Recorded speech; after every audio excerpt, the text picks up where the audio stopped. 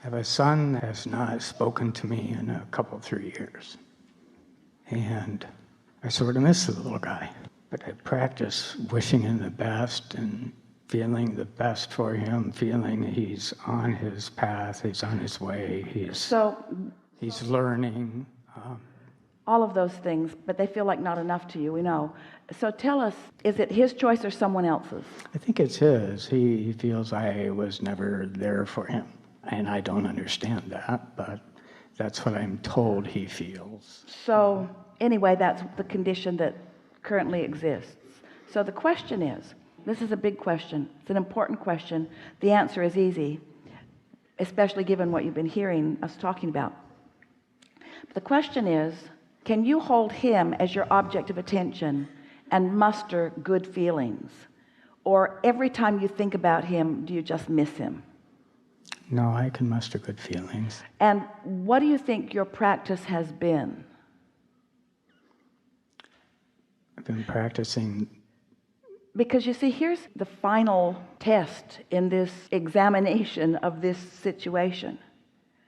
If it is true that you can hold him as your object of attention, and that in doing so you can find alignment with Source, who knows him fully, then you're not having any loneliness, because loneliness does not occur under those conditions. Mm-hmm. If it is true that you can hold him as your object of attention and feel proud of him, feel glad for him, feel eager about what's coming, so that you're not feeling any regret, mm-hmm. then you're truly in alignment with who you are, and the manifestation is in the process of becoming. But that isn't true yet, is it? Because you still do feel regret, and you still do feel some defensiveness, and you still do feel some missing. It sort of comes and goes, and Yeah. I guess it's Of course, where I'm focused at the point. it's natural that it would, but what we're saying to you is, he is giving you an opportunity to find your true freedom, your true empowerment, your true no longer being held hostage by what someone else does. And that really is the subject of relationships like nothing else is the subject of relationships. Because almost every relationship that almost everyone has, they are being held hostage by something. And let's talk about it in the context of this unconditioned that we are wanting you to begin to focus on and experience the freedom from, and discover the fuller manifestation of all the things that you really want. In other words, don't misunderstand. We're not trying to talk you in to finding an unconditional place instead of the condition. We're trying to help you to understand that finding the unconditional place is the only path to the condition that you want. Right. That's a big distinction. You got to do that before this can happen. I understand that. And so it just takes practice. Most people are, when they think about relationships, just about any kind of relationship too, instead of finding their own personal path of least resistance to what? To alignment, which is the path to all things wanted, because you've put everything about that relationship that you want in your vortex. So when you find that place, it will come around to you. It is our promise to you that it will. Yeah, I know. But what most people do instead is they need the condition to give them the reason to feel better, rather than showing themselves that they can feel better anyway. And in the process, it's something like, what can I do to be your path of least resistance? What can I say to make you understand? What can I say to make you understand that you were not seeing it the way I was seeing it? What can I say to make you feel better? What can I do differently? And it turns out everything you try to do, and you have tried, everything you try to do backfires. And we want to say this very bold thing. It backfires 100% of the time when you're trying to find someone else's path of least resistance instead of your own. Because it's only when you find your path of least resistance. What's another word for path of least resistance? Path of most allowance, path of most empowerment, path of most influence. In other words, you got to hook up with your power and your clarity and your influence before you influence someone else into their alignment, you see. So it's this literal. It's like saying, I see that you are unhappy with me in some way. So instead of me making sure that I'm happy anyway, Instead, I'm going to focus on your unhappiness with me. And now I'm focused upon your unhappiness with me. Now, in the process, even though it seemed logical to me at the time, in the process, I've completely disempowered myself. My source isn't helping me over here because my source is over there doing something entirely different. So I'm using you as my excuse to separate myself from my source, and that's why it's so important that you see me. Because you're keeping me not only from you, but from my source.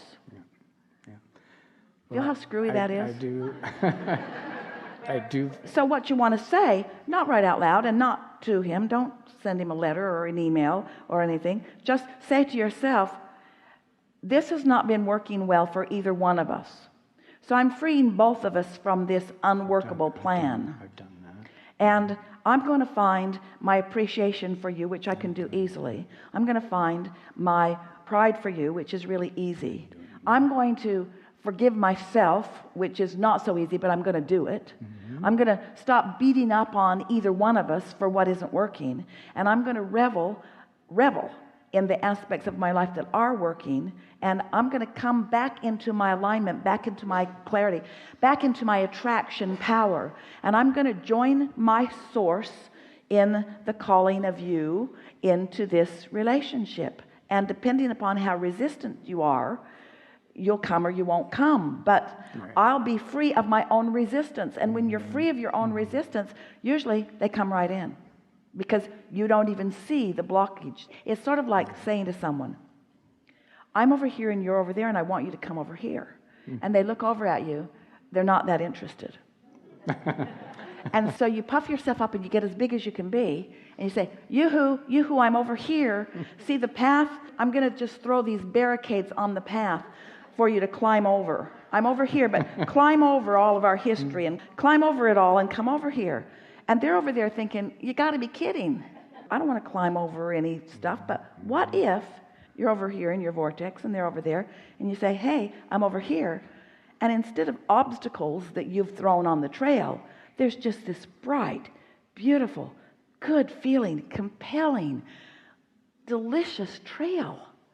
They'll come for the feeling. They don't even care that you're at the end.